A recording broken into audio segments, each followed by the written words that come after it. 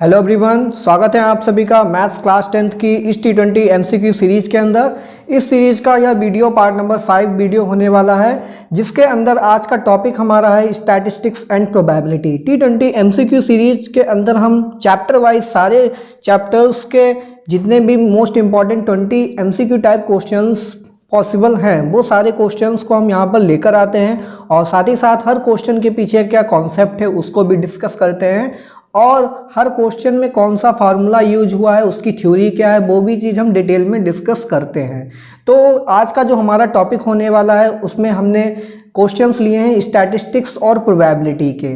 तो इससे पहले अभी तक T20 MCQ सीरीज के अंदर हमने फर्स्ट पार्ट में अरिथमेटिक प्रोग्रेशन वीडियो लिया था, सेकेंड पार्ट में अलजेब्रा, थर्ड पार्ट में रियल नंबर्स और फोर्थ पार्ट में मेंसुरेशन टॉपिक कवर किया था। तो ये आपके 4 पार्ट की वीडियो हैं T20 MCQ सीरीज के। अगर आपने अभी तक ये चारों वीडियो नहीं देखी हैं तो आप नीचे प्लीज़ डिस्क्रिप्शन बॉक्स में जाइएगा, ठीक है। वहाँ से आपको प्लेलिस्ट की लिंक मिल जाएगी। प्लेलिस्ट की लिंक पे जैसे ही आप क्लिक करेंगे आपको ये बाकी के 4 पार्ट्स की वीडियो भी मिल जाएंगी। वहाँ पर जा करके आप हमारे इन 4 पार्ट की वीडियो को देख सकते हैं। अदरवाइज आप हमारे प्लेलिस्ट सेक्शन में जाइएगा YouTube चैनल के, वहाँ से भी आप हमारी सारी प्लेलिस्ट को देख सकते हैं, और आपको T20 MCQ सीरीज के नाम से प्लेलिस्ट मिल जाएगी। वहाँ पर जाकर के आप हमारे चारों पार्ट की वीडियो को देख सकते हैं। तो आज का वीडियो स्टार्ट करने से पहले मैं आप सभी लोगों से रिक्वेस्ट करना चाहूँगा, अगर आप हमारे चैनल पर नए हैं तो प्लीज़ एक बार चैनल को सब्सक्राइब कर लीजिए और अधिक से अधिक अपने फ्रेंड्स में भी ज़रूर शेयर कर दीजिए, ठीक है। तो चलिए स्टार्ट करते हैं आज की वीडियो, और स्टार्ट करेंगे क्वेश्चन नंबर 1 से। क्वेश्चन नंबर 1 देखिए क्या है, the arithmetic mean of first 5 natural numbers. तो यहाँ पर हमसे पूछा गया है arithmetic mean of first 5 natural numbers. तो यहाँ पर 5 स्टार्टिंग के जो नेचुरल नंबर्स हैं उसका अरिथमेटिक मीन पूछा गया है। तो अरिथमेटिक मीन देखिए हम कैसे निकालते हैं, हमको पता है sum of all the observations क्या होता है हमारे पास। ऑब्जर्वेशंस कौन कौन से हो जाएंगे, 1 2 3 + 4 + 5, और डिनोमिनेटर में किससे डिवाइड करते हैं, टोटल नंबर ऑफ ऑब्जर्वेशंस। तो ये कितनी है, 5 ऑब्जर्वेशंस है, तो 5 से हम इसको क्या करेंगे, डिवाइड कर देंगे, ठीक है। अब हम क्या करेंगे, ऐड करेंगे। तो 2 1 3 हो जाएगा, 3 3 6 हो जाएगा, 6 4 10 हो जाएगा, और 10 और 5 कितना हो जाएगा, 15 हो जाएगा। तो ये हमारे पास आएगा 15/5, ये आंसर आएगा हमारे पास 3। तो अरिथमेटिक मीन हमारा क्या हो जाएगा यहाँ पर 3। Option number C correct option हो जाएगा।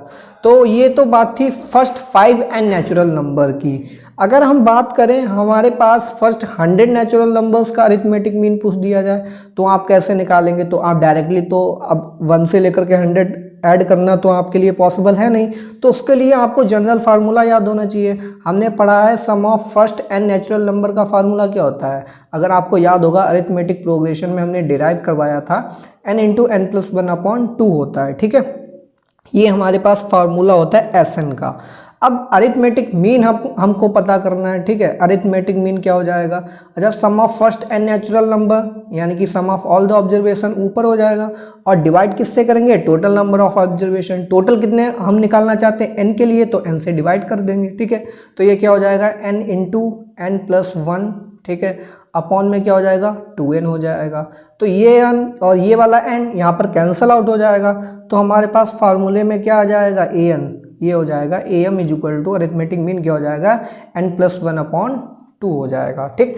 तो ये हमारे पास फार्मूला डिराइव होकर क्या आता है, फर्स्ट n नेचुरल नंबर्स का arithmetic mean. am of first n natural number क्या होता है, n + 1/2। अच्छा देखिए, अगर मैं वेरीफाई करना हो इसी क्वेश्चन में ये फार्मूला करेक्ट है या नहीं है, तो हम क्या करेंगे, यहाँ पर n की जगह क्या रखेंगे, n की जगह रखेंगे 5। तो अरिथमेटिक मीन हमारे पास कितना आएगा, देखिए जैसे ही हम 5 रखेंगे तो ये हो जाएगा 5 + 1/2, और ये कितना हो जाएगा 6/2, तो ये कितना हो जाएगा 3, ठीक है। तो देखिए यहाँ से भी ऑप्शन सी हमारा करेक्ट आ रहा है, ठीक है। तो हमने एक जनरल फार्मूला यहाँ पर डिराइव कर लिया अरिथमेटिक मीन का फर्स्ट n नेचुरल नंबर्स के लिए, क्या होता है ये n + 1/2। तो आगे के क्वेश्चंस में अगर हमसे पूछा जाएगा 100 200 नेचुरल नंबर्स का अरिथमेटिक मीन, तो हम इसी फार्मूले से यहाँ पर सारे अरिथमेटिक मीन को निकालेंगे। चलिए बढ़ते हैं क्वेश्चन नंबर 2 की तरफ। क्वेश्चन नंबर 2 में देखिए हमसे क्या पूछा गया है, if the mean of 2 4 8 k and 10 is 6। तो सबसे पहले जो क्वेश्चन में दिया है यहाँ पर वही लिखेंगे। तो इन सारे नंबर्स का हमें अरिथमेटिक मीन दिया। अच्छा ये नंबर्स कितने हैं, ये 5 नंबर्स हैं, ठीक है। टोटल नंबर ऑफ ऑब्जर्वेशंस कितनी है, 5 है। तो एम कैसे निकालते हैं, अरिथमेटिक मीन एम कैसे निकालते हैं, ये सबको ऐड करेंगे तो 2 + 4 + 8 + k + 10 हो जाएगा, और डिवाइड करेंगे किससे, टोटल नंबर ऑफ ऑब्जर्वेशंस कितनी है हमारे पास 5 है, इज इक्वल टू, अच्छा ये अरिथमेटिक मीन किसके इक्वल है, 6 के इक्वल, क्वेश्चन में गिवन में, तो ये 6 हो जाएगा, ठीक है। क्रॉस मल्टीप्लाई कराएंगे तो 5 और 6 की मल्टीप्लाई हो जाएगी 30 हो जाएगा। अब ऊपर वाले ऑब्जर्वेशंस को हम ऐड करेंगे, कितना हो जाएगा, 2 + 4 कितना होगा 6, 6 + 8 कितना होगा 14, और 14 में 10 को ऐड करेंगे तो कितना हो जाएगा 24। तो ये एडिशन हमारा आएगा 24 + k इज इक्वल टू 5 और 6 की मल्टीप्लाई हो जाएगी 30, ठीक है। तो यहाँ से k की वैल्यू कितनी निकल के आएगी, 30 - 24, ठीक है। तो ये हमारे पास कितना हो जाएगा, 6 हो जाएगा। तो देखिए कौन सा ऑप्शन सही है, option number A correct option है, ठीक है। तो इस तरीके से इस क्वेश्चन को हम सॉल्व करते हैं। चलिए बढ़ते हैं क्वेश्चन नंबर 3 की तरफ। क्वेश्चन नंबर 3 में हमसे क्या पूछा है, the arithmetic mean of first 99 natural numbers is. अब यहाँ से देखिए हमसे पूछ देगा फर्स्ट 99 एन नेचुरल नंबर्स का सम पूछ दिया गया है। तो हमने एम का फार्मूला भी क्या डिराइव किया था, n+1/2, ठीक है। तो n हमारे पास कितना है यहाँ पर 99 है, +1/2, तो ये कितना हो जाएगा 100/2 हो जाएगा, ठीक है। तो आंसर कितना आएगा हमारे पास 50 आंसर आएगा, ठीक है। तो कौन सा ऑप्शन सही है, option number B correct option हो जाएगा। तो जब भी आपसे फर्स्ट एन नेचुरल नंबर पूछा जाए और एन की वैल्यू कुछ भी गिवन में हो तो आप अरिथमेटिक मीन का फार्मूला लगाएंगे n+1/2, ठीक है। तो यहाँ से आप आसानी से किसी भी क्वेश्चन को 2 सेकंड के अंदर निकाल सकते हैं। चलिए बढ़ते हैं क्वेश्चन नंबर 4। क्वेश्चन नंबर 4 में देखिए क्या पूछा गया, the arithmetic mean of first 50 odd natural numbers is. अब देखिए ऑड के लिए पूछ दिया गया, तो हम सबसे पहले हम आपको डिराइव करके दिखाएंगे ऑड का कैसे निकालते हैं। तो देखिए ऑड का सम कैसे निकालेंगे, first n odd natural numbers का सम क्या होता है, हमने पढ़ा अरिथमेटिक प्रोग्रेशन में, ये होता है n², क्या होता है हमारे पास n² होता है। चलिए अब हम इसी n ऑड नेचुरल नंबर्स के लिए एम निकालेंगे। तो एम में क्या होगा, ऊपर तो होगा सम ऑफ ऑल द ऑब्जर्वेशन जो Sn के बराबर हो जाएगा, ठीक है। फिर डिनोमिनेटर में क्या होगा, टोटल नंबर ऑफ ऑब्जर्वेशन, कितने के लिए निकाल दें, n के लिए निकाल दें, तो ये n से डिवाइड कर देंगे। अब Sn की वैल्यू कितनी होती है, n²/n, तो जब डिवाइड करेंगे तो ये हमारे पास आएगा आंसर n, ठीक है। तो जब भी ऑड नेचुरल नंबर्स की बात की जाएगी तो वहाँ पर डायरेक्ट फार्मूला होता है एम का, क्या होता है हमारे पास am = n, ठीक है। तो ये हमारे पास दूसरा फार्मूला यहाँ पर डिराइव हमने कर लिया है। तो यहाँ पर पूछा गया 50 ऑड नेचुरल नंबर्स, तो n की वैल्यू कितनी है, यहाँ पर n की वैल्यू है 50, तो आंसर कितना हो जाएगा, ऑप्शन नंबर बी करेक्ट हो जाएगा, 50 ही आंसर हमारे पास आने वाला है। अगर इसी को हम वेरीफाई करना चाहते हैं तो हम क्या करेंगे, फर्स्ट 5 ऑड नेचुरल नंबर्स को लेंगे यहाँ पर, ठीक है। तो फर्स्ट 5 ऑड नेचुरल नंबर क्या होंगे, 1 + 3 + 5 + 7 + कितना हो जाएगा 9, ठीक है। ये फर्स्ट 5 ऑड नेचुरल नंबर्स हैं। अब 5 है तो आंसर कितना आना चाहिए, 5 आना चाहिए। चलिए देखते हैं हम इसका एम कितना आएगा, अरिथमेटिक मीन, इसको 5 से डिवाइड करेंगे तो जरा ऐड कीजिए, 9 7 16 होगा, 16 में 5 ऐड करेंगे कितना होगा 21, 21 में 3 को ऐड करेंगे 24, 24 में 1 को ऐड करेंगे कितना आ जाएगा हमारे पास 25 आ जाएगा, ठीक है। तो 25/5 और ये आ जाएगा हमारे पास 5 अरिथमेटिक मीन, ठीक है। तो 5 ऑड नेचुरल नंबर लिए थे, अरिथमेटिक मीन क्या है 5 आया। इसी तरीके से आप अगर 10 लेंगे तो आंसर 10 आएगा। 50 की यहाँ पर बात पूछी गई थी, 50 ऑड नेचुरल नंबर्स की, तो आंसर कितना आएगा 50 आएगा। तो अभी तक 2 फार्मूले हमने पढ़ लिए एम के, ये होता है n+1/2, ये किसके लिए होता है, नेचुरल नंबर्स के लिए होता है, ठीक है। और दूसरा फार्मूला क्या होता है हमारे पास n, ये किसके लिए होता है, ऑड नेचुरल नंबर्स के लिए, ठीक है। ये ऑड नेचुरल नंबर्स के लिए फार्मूला हमने यहाँ पर डिराइव करके भी दिखा दिया। चलिए बढ़ते हैं क्वेश्चन नंबर 5 की तरफ। क्वेश्चन नंबर 5 में हमसे पूछा गया है the mean of the following distribution is. ये जो डिस्ट्रीब्यूशन हमें गिवन में है, एक कॉल यहाँ पर रो है x की, दूसरी है उसकी फ्रिक्वेंसी, ठीक है। तो यहाँ पर जो ऑब्जर्वेशन, तो देखिए बहुत ही आसान है।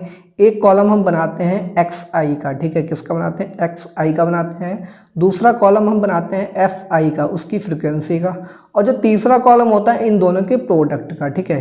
प्रोडक्ट हमारे पास क्या होगा xi × fi का, ठीक। ये 3 कॉलम हम यहाँ पर बनाते हैं। तो xi का मतलब है i की जगह हम क्या ले सकते हैं, i belongs to any natural number. ठीक है, तो आई की जगह 1 रखेंगे तो x1 हमारा कितना हो जाएगा, फर्स्ट ऑब्जर्वेशन 1 है। आई की जगह 2 रखेंगे x2 यानी कि सेकेंड ऑब्जर्वेशन कितना है, 2 है। ठीक है, आई की जगह 3 रखेंगे तो कितना आएगा, थर्ड ऑब्जर्वेशन वो कितना है हमारे पास, 4 है। तो यहाँ पर x3 कितना हो जाएगा, ये हमारे पास 4 हो जाएगा। इसी तरीके से हम फ्रिक्वेंसी निकालते हैं। x1 की फ्रिक्वेंसी क्या होगी, f1 होगी। तो यहाँ पे देखिए फर्स्ट फ्रिक्वेंसी क्या आ रही है, 2 आ रही है। ठीक है, फिर दूसरी क्या आ रही है, 3 आ रही है, और थर्ड वन क्या आ रही है, 5। ठीक है, तो ये फ्रिक्वेंसीज आ गई हैं। अब हम क्या करते हैं, इन दोनों का प्रोडक्ट करते हैं। तो 2 1 जा 2 हो जाएगा। ठीक है, 2 3 जा कितना हो जाएगा, 6 हो जाएगा, और 4 5 जा कितना हो जाएगा, 20 हो जाएगा। अब लास्ट में हम क्या करते हैं, सिग्मा निकालते हैं। क्या हमारे पास कितना होगा, सम ऑफ ऑल दी फ्रिक्वेंसीज कितना होगा, 3 2 5 5 5 कितना हो जाएगा,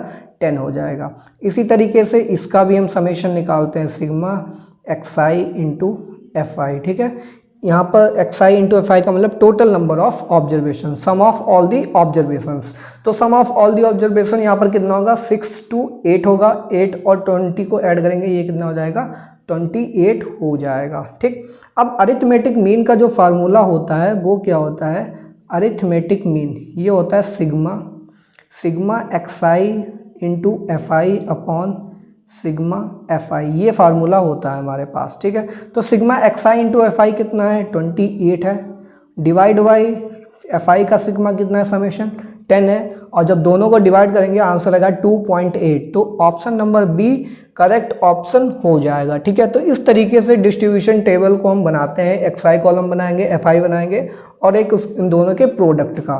फिर फार्मूला क्या होता है, sigma xi fi upon sigma fi। Sigma xi fi की वैल्यू 28 थी, सिग्मा fi की वैल्यू 10 थी। तो यहाँ पर वैल्यूज को हमने रिप्लेस किया और आंसर आ गया 2.8। तो इस तरह से इस टाइप के क्वेश्चंस को सॉल्व करते हैं। चलिए बढ़ते हैं क्वेश्चन नंबर 6 की तरफ।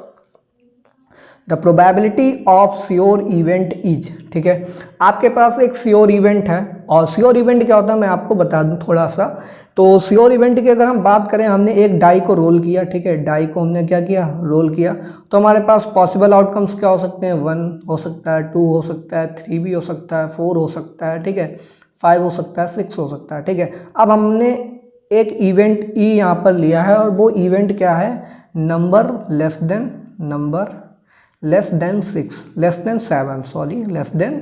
7। ठीक है, तो डाई को रोल करेंगे और एक इवेंट हमने ई लिया है, और वो इवेंट क्या कह रहा है कि getting a number less than 7। तो डाई को रोल करेंगे तो हमें पता है या तो 1 आएगा वो भी लेस देन 7 है, 2 आएगा वो भी लेस देन 7 है, 3 आएगा वो भी लेस देन 7 है, 4 आएगा वो भी लेस देन 7 है, 5 और 6 आएगा अगर सपोज दैट, तो वो भी क्या है, ये सारे पॉसिबल आउटकम्स क्या है, लेस देन 7 ही है।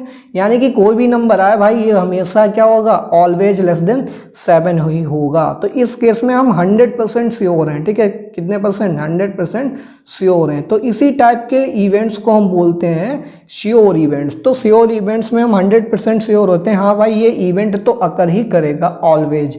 तो जब भी कोई भी श्योर इवेंट होता है वहाँ पर, और 100% की बात करें तो कितना हो जाएगा, 100/100, ये कितना हो जाएगा, 1 हो जाएगा। ठीक है, तो यही इसकी प्रोबेबिलिटी होती है। तो श्योर इवेंट की प्रोबेबिलिटी क्या होती है, ऑलवेज 1 के इक्वल होती है। ठीक है, क्योंकि हम यहाँ पर उस इवेंट के बारे में 100% श्योर होते हैं, इसीलिए मैक्सिमम प्रोबेबिलिटी की जो रेंज होती है वो 1 होती है, मिनिमम कितना हो सकता है प्रोबेबिलिटी, 0 होता है। ठीक है, तो यहाँ पर श्योर इवेंट की प्रोबेबिलिटी 1 होती है, आप याद कर लीजिए। चलिए बढ़ते हैं क्वेश्चन नंबर 7 की तरफ। क्वेश्चन नंबर 7 में देखिए क्या है, the probability of impossible event. तो कोई भी इम्पॉसिबल इवेंट है उसकी प्रोबेबिलिटी क्या होगी। ठीक है, तो इम्पॉसिबल में हम क्या करेंगे, यही डाई वाला आपको एग्जांपल दे रहे हैं। ठीक है, डाई में आपके पॉसिबल आउटकम क्या थे, 1 2 3 4 5 6, ये पॉसिबल आउटकम्स हमारे पास डाई में हो सकते हैं। ठीक है, अब यहाँ पर एक इवेंट ई को लेंगे, इवेंट ई। इस बार इवेंट ई को हम क्या लेंगे, number greater than 6, number greater, ठीक है, यहाँ पर लिखेंगे नंबर ग्रेटर देन 6। अब नंबर 6 से बड़ा आए डाई को रोल करने पर, तो यह कि कभी पॉसिबल है कि 6 से बड़ा नंबर यानी कि 7 8 9, क्या डाई में 7 8 9 होते हैं, नहीं होते हैं। यानी कि इस केस में ये इवेंट कैसा हो जाएगा, इम्पॉसिबल। क्या हो जाएगा, इम्पॉसिबल इवेंट हो जाएगा।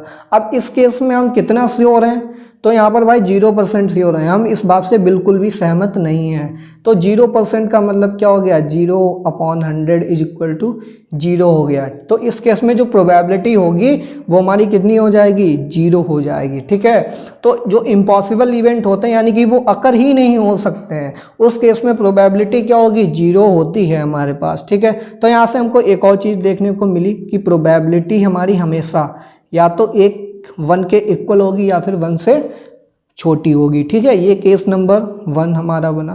केस नंबर 2 में हमने क्या देखा, इम्पॉसिबल इवेंट के केस में जो हमारी प्रोबेबिलिटी होती है वो हमेशा या तो 0 से बड़ी होगी या फिर 0 के इक्वल होगी। ठीक है, यानी कि जो इसकी रेंज होती है वो 0 और 1 के बीच में लाई करती है, अगर हम श्योर और इम्पॉसिबल इवेंट को भी यहाँ पर इंक्लूड कर लें। ठीक है, तो ये इंपॉर्टेंट रिमार्क निकल के आता है प्रोबेबिलिटी की रेंज। ठीक है, तो यहीं पर आपसे पूछ भी दिया गया है अगले क्वेश्चन में, क्वेश्चन नंबर 8 में, कि प्रोबेबिलिटी की रेंज क्या होती है किसी भी इवेंट की। तो ऑप्शन नंबर बी बिल्कुल ही करेक्ट ऑप्शन हो जाएगा।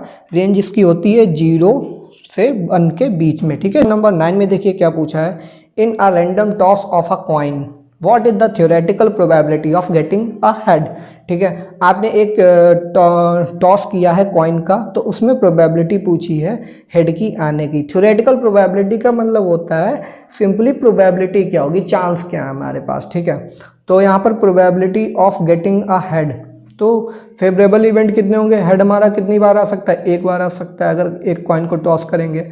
और पॉसिबल आउटकम्स कितने हैं टोटल, ठीक है, वो कितने होते हैं, 2, या हेड आएगा या टेल आएगा। ठीक है, तो यहाँ पर प्रोबेबिलिटी कितनी हो जाएगी, 1/2। इसी तरीके से टेल के आने की प्रोबेबिलिटी क्या होती है, वो भी क्या हो जाएगी, 1/2 हो जाएगी। ठीक है, तो यहाँ से हमको क्या देखने को मिला, हेड और टेल दोनों एक बार आ सकते हैं। तो जब भी कोई भी इवेंट यानी हमारा 1 बार आ सकता है, टेल हमारा कितना आ सकता है, वो भी 1 बार आ सकता है, तो इस टाइप के इवेंट को बोलते हैं हम एलिमेंट्री इवेंट। क्या बोलते हैं यहाँ पर, एलिमेंट्री इवेंट। ठीक है, तो ऑप्शन हो जाएगा, इसकी प्रोबेबिलिटी कितनी होगी, 1/2 होती है। चलिए बढ़ते हैं क्वेश्चन नंबर 10 की तरफ। क्वेश्चन नंबर 10 में हमसे क्या पूछा गया है, the total sum of probabilities of all the elementary events is. अब यहाँ पर पूछ दिया गया इन्हीं एलिमेंट्री इवेंट्स का सम कितना होगा, प्रोबेबिलिटी का सम। तो हमने टॉस जो देखा कॉइन का, ठीक है, तो यहाँ पर एक तो हेड आ सकता है और दूसरा क्या आ सकता है, टेल आ सकता है। तो हेड के आने की प्रोबेबिलिटी कितनी है, 1/2 होती है। टेल के आने की प्रोबेबिलिटी कितनी होती है, ये भी 1/2 होती है। अब ये पूछा sum of probabilities of all the elementary event, यानी कि ये यहाँ पर 2 ही एलिमेंट्री इवेंट हैं, तो यहाँ पर टोटल इनका अगर हम सम कर देंगे तो कितना आएगा हमारे पास टोटल प्रोबेबिलिटी, तो 1/2 + 1/2 ये कितना हो जाएगा, 1। यानी कि टोटल प्रोबेबिलिटी एलिमेंट्री इवेंट्स की क्या होती है, 1 होती है। ठीक है, तो ये हमारे पास एक थ्योरम भी होती है, total sum of all the probabilities is equal to 1। तो सम करने पर 1 के इक्वल ही आएगा हमेशा। ठीक है, सारी प्रोबेबिलिटीज का सम। नंबर 11 से पढ़ने से पहले मैं आप सभी को बताना चाहता हूँ, class 10 coordinate geometry 1 short video हमने यहाँ पर लिया है, जिसके अंदर कोऑर्डिनेट ज्योमेट्री के सारे कॉन्सेप्ट्स को हमने एक ही वीडियो के अंदर कवर कराया है, जिसमें हमने एग्जाम्पल्स भी लिए हैं और बहुत सारे क्वेश्चंस भी आपके लिए हैं, जिससे आपका कोऑर्डिनेट ज्योमेट्री पूरा का पूरा यहाँ पर कंप्लीट हो जाएगा एक ही वीडियो के अंदर। वीडियो की लेंथ ओनली एंड ओनली कितनी है, 56 to 57 मिनट्स की है। तो अगर आपने अभी तक कोऑर्डिनेट ज्योमेट्री चैप्टर हमारा 1 शॉर्ट वीडियो नहीं देखा है तो आप नीचे डिस्क्रिप्शन बॉक्स में जाइएगा, वहाँ से आप प्लेलिस्ट की लिंक मिलेगी, वहाँ पर जाकर के आप हमारे 1 शॉर्ट वीडियोज़ को देख सकते हैं। ठीक है, तो arithmetic progression, algebra, real numbers और मेंसुरेशन टॉपिक्स अभी तक T20 MCQ सीरीज के अंदर कंप्लीट करा दिए गए हैं। अगर आपको देखना है कोई भी पार्ट तो आप प्लेलिस्ट सेक्शन में जाइएगा, वहाँ से आप हमारे हर वीडियो को देख सकते हैं। चलिए बढ़ते हैं क्वेश्चन नंबर 11 की तरफ। The probability of happening an event is 1/3, then the probability of its not happening is of E। ठीक है, एक इवेंट E है, उसके होने की प्रोबेबिलिटी क्या है, 1/3 है। आपसे पूछा गया नॉट हैपनिंग, तो नॉट हैपनिंग का मतलब होता है इसका कॉम्प्लीमेंट्री इवेंट। तो कॉम्प्लीमेंट्री इवेंट क्या होता है, ये होता है हमारे पास नॉट ई। ठीक है, ई नॉट, इस तरीके से हम यहाँ पर दिखाते हैं कॉम्प्लीमेंट्री इवेंट, इसका मतलब होता है नॉट ई। तो ई के ना होने की प्रोबेबिलिटी हमारे पास क्या होती है। अच्छा, हमको पता है कोई भी इवेंट्स हो हमारे पास, उनका टोटल सम कितना होता है, 1 के इक्वल होता है। ठीक है, तो यहाँ पर टोटल तो किसके इक्वल का, 1 के इक्वल। अगर 1 में हम प्रोबेबिलिटी ऑफ ई को सब्ट्रैक्ट कर दें तो हमारे पास किसकी प्रोबेबिलिटी मिल जाएगी, प्रोबेबिलिटी ऑफ नॉट हैपनिंग ई। तो यहाँ पर कितना होगा हमारे पास, 1 - 1/3। तो जब करेंगे इसको तो हमारे पास आंसर आएगा 2/3 की तरफ। क्वेश्चन नंबर 12 में हमसे क्या पूछा गया है, from a well shuffled deck of playing cards a card is drawn at random then the probability of getting the face card of clubs is. तो हमारे पास कार्ड्स में देखिए 4 होते हैं, 4 पार्ट्स में डिवाइड करते हैं कार्ड्स को। एक होते हैं टोटल 13 कार्ड्स होते हैं, क्लब के भी 13 होते हैं, डायमंड के भी 13 और हार्ट के भी हमारे पास कितने होते हैं 13 कार्ड्स होते हैं। जहाँ पर फेस कार्ड हमारे पास 3 और इसी तरीके से इसमें भी हार्ट में भी फेस कार्ड कितने होते हैं 3 होते हैं। स्पेड जो होते हैं वो ब्लैक कार्ड्स होते हैं, ठीक है, क्लब भी ब्लैक कार्ड्स होते हैं, डायमंड और हार्ट हमारे कैसे होते हैं रेड कार्ड्स होते हैं, ठीक है, अच्छी वो भी क्लब की।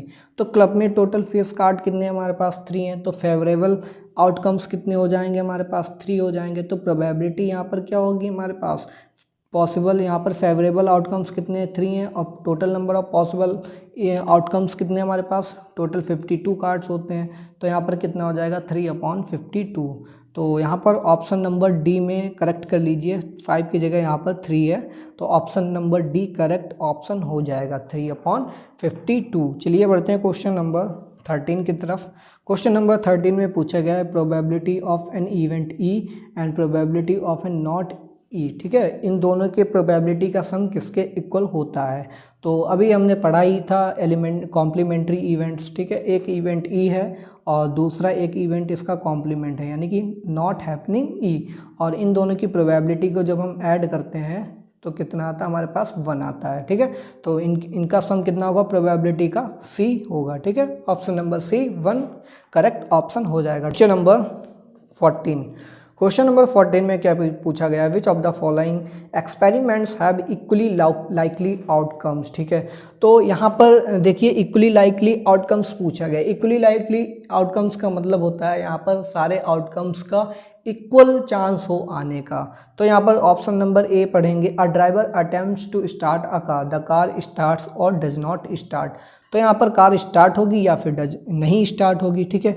बट यहाँ पर जो total number of possible outcomes हो सकते हैं, क्या यहाँ पर हम डिफाइन कर सकते हैं। सपोज दैट आपकी कार क्यों नहीं स्टार्ट हो रही, तो या तो फ्यूल नहीं होगा या फिर आपका क्या होगा इंजन में कोई भी प्रॉब्लम आ रही होगी या फिर कोई टेक्निकल इशू होगा, ठीक है। तो बहुत सारे यहाँ पर हमारे पास यहाँ पर पॉसिबिलिटीज़ हो सकती हैं, ठीक है। Total number of possible outcomes हम यहाँ पर डिफाइन ही नहीं कर सकते कि गाड़ी क्यों नहीं स्टार्ट हो रही है, तो जिस कारण यहाँ पर हम नहीं पता कर सकते हैं कि कार स्टार्ट होगी या फिर नहीं स्टार्ट होगी, इसका इक्वली लाइकली चांस है या फिर नहीं है, ठीक है। तो फर्स्ट केस में तो हमारा ऑप्शन नंबर ए बिल्कुल गलत हो जाएगा, ठीक है।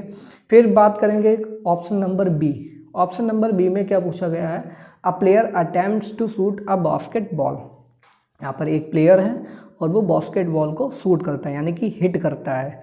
सी और ही शूट्स और मिसेस द शॉट। अब वो प्लेयर हमारा इस शॉट को मिस कर देता है या फिर हिट कर देता है, तो इसकी प्रोबेबिलिटी क्या है। तो यहाँ पर पॉसिबल नंबर ऑफ आउटकम्स क्या हो सकते हैं भाई, अगर वो हमारे पास हिट नहीं कर पा रहा, सपोज दैट अगर वो हिट नहीं कर पा रहा तो उसके क्या कारण है।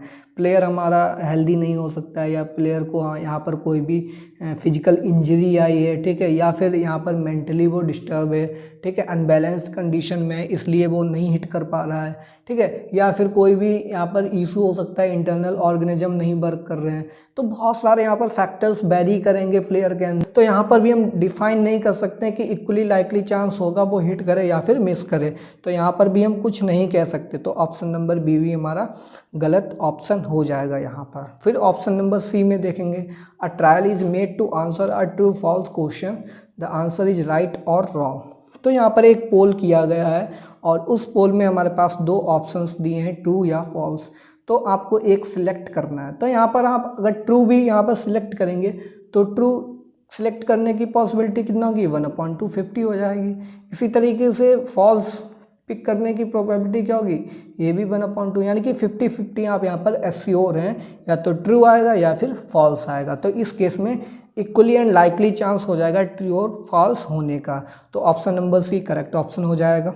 फिर ऑप्शन नंबर डी की बात करें अगर हम, तो a baby is born, it is a boy और अ गर्ल। तो अगर बेबी बॉर्न होता है तो वो बॉय होगा ठीक है, एक तो ये पॉसिबिलिटी है या फिर गर्ल होगा। अच्छा, टोटल पॉसिबिलिटी कितनी है, 2 है, तो बॉय की होने की प्रोबेबिलिटी कितनी हो जाएगी, 1/2। तरीके से गर्ल की प्रोबेबिलिटी कितनी हो जाएगी, ये भी 1/2 हो जाएगी। ठीक है, तो यहाँ पर इक्वली देखिए इक्वल चांस हैं बॉय और गर्ल होने की, तो यहाँ पर दोनों इवेंट जो होंगे वो कैसे हो जाएंगे, इक्वली लाइकली इवेंट्स हो जाएंगे। तो ऑप्शन नंबर डी भी करेक्ट ऑप्शन हो जाएगा। तो इस तरीके से हम इस टाइप के क्वेश्चंस को अटेम्प्ट करते हैं जिसमें आपसे पूछ दिया जाए इक्वली लाइकली आउटकम्स। तो जहाँ पर इक्वली लाइकली यानी कि इक्वल प्रोबेबिलिटी हो सारे इवेंट्स की होने की, तो वहाँ पर उस केस में वो आउटकम्स कैसे हो जाते हैं, इक्वली लाइकली आउटकम्स हो जाते हैं। चलिए बढ़ते हैं क्वेश्चन नंबर 15 की तरफ। क्वेश्चन नंबर 15 में क्या पूछा गया है, which of the following can not be the probability of an event. किसी भी इवेंट की प्रोबेबिलिटी नहीं हो सकती है।